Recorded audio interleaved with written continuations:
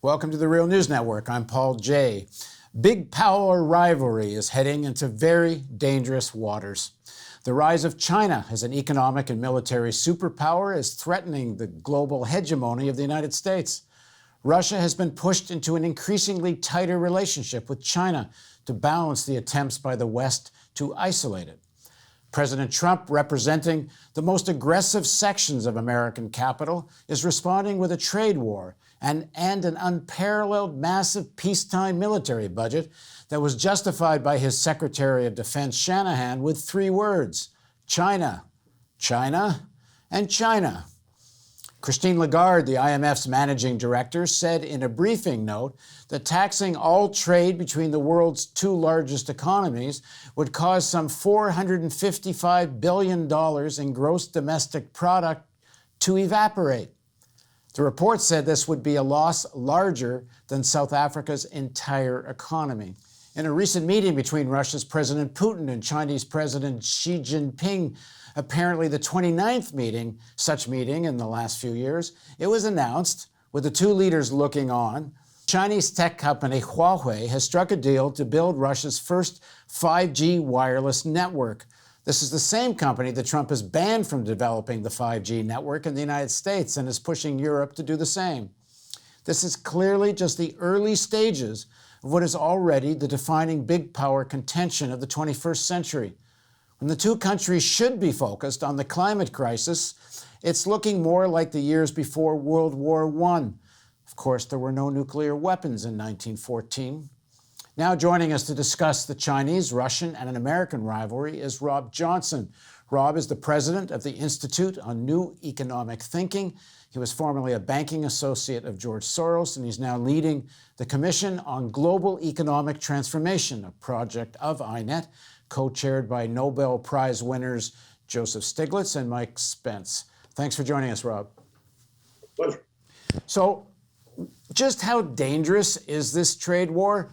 When you listen to the sort of the business media, it goes anywhere from, well, they're all going to sort it out at a meeting in June, to this is just the beginning of something that's going to get extremely messy. I would say we can't know whether things will be, what you might call, mended back together, or whether we're opening a very, very big and contentious wound in the design of the world system. But there certainly seems to be circles within the United States that do not accept the idea that this will be anything but a single superpower world, and they're trying to do something about it. The United States officials that you referred to thought China would fall in to the global trading system and evolve into a, which you might call, Western-like commercial entity. They thought that the financial systems would become integrated and open to the West. They thought they would eventually privatize and stop using state credit allocation to subsidize state-owned enterprise that compete with private enterprise. Places like the World Trade Organization, so-called WTO, would bridge the differences and bring things to a healing point. And that doesn't appear to be where we're going. I also would say empires that are used to being in charge start to, how would you might call, experience a great deal of dread when somebody else challenges. And the Chinese themselves were very wounded from the Opium War, from the Japanese invasion. There's a very strong sense of national identity that I think their leader Xi Jinping draws upon, but also the people yearn for. And I would say the same would be the case in Putin's Russia after the collapse of the Soviet Union. There's some woundedness that's in repair that gives them what I'll call nationalistic resolve. And so this is a hard game. And the Chinese, circa 2001, were supposed to fall into line. They were supposed to become part of our trading system. And that's not the case. And with the advent of digital commerce, with the announcement of China 2025, they are replacing what I'll call, as they move up the value chain to more complex activities, they're not falling into a line in a US-led system where they make Nike tennis shoes or assemble iPhones with low-cost labor and low environmental protections. They're now moving into what we might call changing their comparative advantage, because it's not based on what's buried in the ground. It's based on human capital and evolution and training and R&D. The other final thing where I think the United States has some real concern is that we have been talking about how the government doesn't play a role. We've been cutting government support to things like basic science very drastically over the last 20 years as a percentage of GDP. The Chinese ultimately will have a population 4 to 5 times the size of America as they continue to develop. Their science budgets, and what you might call the locus of innovation, may shift from the United States and places like Silicon Valley to a place like Shenzhen in China.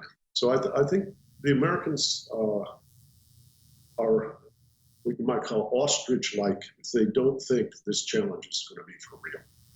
The global trading system, as you said, led by the United States, it also, in practice, is the various countries part of it play to some extent a subordinate role within that system. And China is clearly positioning itself to be a direct competitor in many markets in Latin America and other places. China's actually supplanted the United States as the major trading partner. It's a fact of life. I don't see how this is going to change. But the way Trump's approaching this, the trade war and such, it's all being done in the name of being good for American workers. It's all about American jobs. Is it? Well, this is my biggest concern. You're hitting the nail on the head as far as I can see. The problems were originally that American multi-based multinational corporations, and for that matter, multinational corporations from Western Europe, moved in with foreign direct investment in China and then sold things back to the United States, whether through Toys R Us or Walmart or other things that were consumer products or telephones. And that system imposed a real adjustment on a very large portion of the American workforce. Some firms didn't go out of business. They responded by automating. But the pressure on labor-intensive activity and downward pressure on wages is very real. What a Chinese leader would tell you, and I go over there 2-3 times a year and do meet with them, is yes, those adjustments took place, but the responsibility to alleviate that suffering belongs with the American government. The transfers that, what I'll say, leading orthodox economists have always said, free trade is great because you can compensate people and nobody's worse off and some people are better off. The problem is we don't have a political economy in America that's set up to make those transfers. So the losers lose bad and the winners lobby to get their own taxes cut or keep their money offshore. And so the we might call divisiveness or the unsustainability of a narrowing of prosperity is a problem in the United States, which Donald Trump, what you might call his genius, was to call that out when both Democrats and Republicans were hiding from it. And people felt like they heard the truth for the first time in a long time. But Trump's diagnosis is now being used, what you might call as a prescription, that to beat on the Chinese or the Mexicans or whatever is a rallying cry for the people who support him to get him reelected. And I think we're entering into very destructive and treacherous waters if we stay on this path. And he's not redressing the problems of those people who were in such pain that voted for him, the people who suffer from what some call the diseases of despair. And one of the sort of not real secrets, but sort of a dirty secret, because people don't talk about it very much, is one of the things that in fact has been subsidizing American workers as their jobs flee, both through going to China and such, and also through automation, has been such incredibly cheap products coming from China. I mean, you go to Walmart, you can buy, a dozen socks for like $3. That's a kind of subsidy from cheap Asian labor for American workers, which one, the tariffs are going to eliminate, and two, in the long term, American workers are going to be replaced by automation, and they're going to lose the cheap products from China. Yes.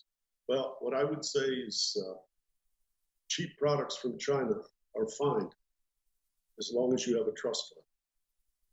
if you don't have a trust fund, they can be as cheap as whatever, and with zero income, you still can't buy. And I think in the United States, what I talked about transfers was income support and retraining support for people to evolve, as we might call the shock of the development of China reoriented the pattern of trade. This is also true. This isn't an American problem only.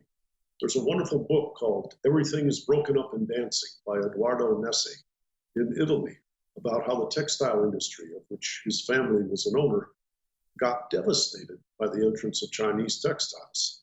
And in Germany, in the Eurozone, problems have been Germany makes capital goods and high, we might call inputs to production. They sell a lot of new exports to China, helping them develop, while Southern Europe is largely labor intensive. And after the Lehman crisis, everybody wants austerity, so you can't use the fiscal budget to transform. So you just sit in stagnation for a better part of a decade. Very many parts of Europe, particularly Southern Europe, are doing worse now since 2008 than they did in the 1930s in the Depression.